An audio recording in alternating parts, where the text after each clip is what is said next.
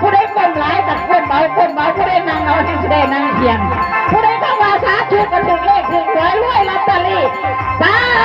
ธุผู้ใดขาดแคลนความรักไก่นี่แต่ความรักสมหวังผู้ใดเกินก็ให้ลดน้อยถอยลงผู้ใดพอดีก็ให้พอดีเจริญเด้อทั้งพระคุณเจ้าผู้เป็นเจ้าเวียงเจ้าว่างผู้เป็นเจ้าอาวาสข้าลูกข้าหลานตามมีตามข้องถึงเวลาก็ได้มาผ่อนมาเล่นย่านเล่นองเอาสาธุบารมีโอ้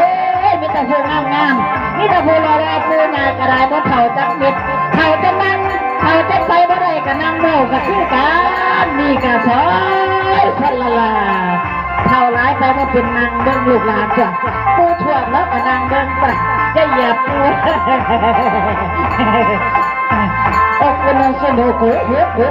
อะคุณน้องคุณสิงโอ้โหโอ้คุณน้องคนชินละอย่าให้ปูแอวนะคันพิ้งแค้นปูแอวดีดิ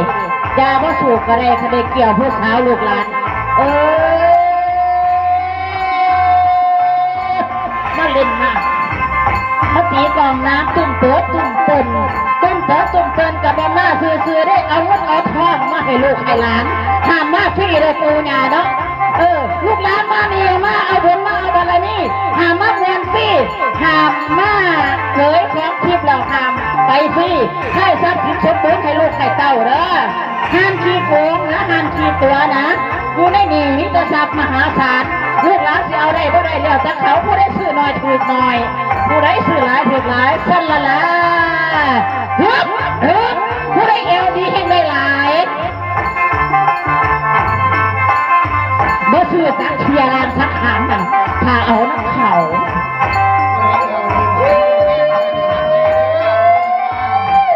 อ่อนซ่อนลูกอ่อนซ่อนหลาน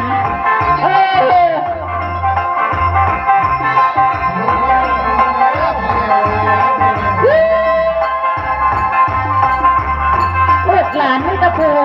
งามมิตรภูมีบุญ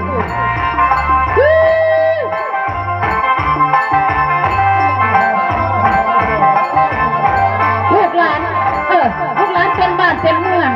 แต่มันพูดยาวโตสู้เด้มันหลายมองใครมันหลายมองแพร่พันลูกหลานหลายบางท่านได้ก็มีตะลุกตะลานมาเด้อผู้ใดมาขั้นสอนมาผู้ใดสอนว่าเป็นอะไรยังฉีกอะไรจ้ะเห็นต้องเสีย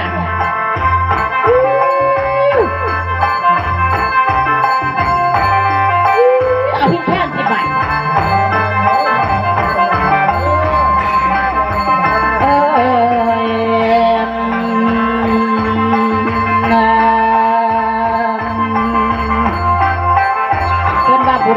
บุญดีบ่มีผู้ใดเห็นผู้ใดกะก็ได้เนาะสมเหตุสมผลบุญนี่ผู้ใดก็เห็นกับบ่ได้ที่มันบอกมาพอเนาะผู้ใดนั่งอยู่บ้านก็เฉยทุกอันบุญก็ได้ผู้มานี่ก็มีแต่ผู้มีบุญ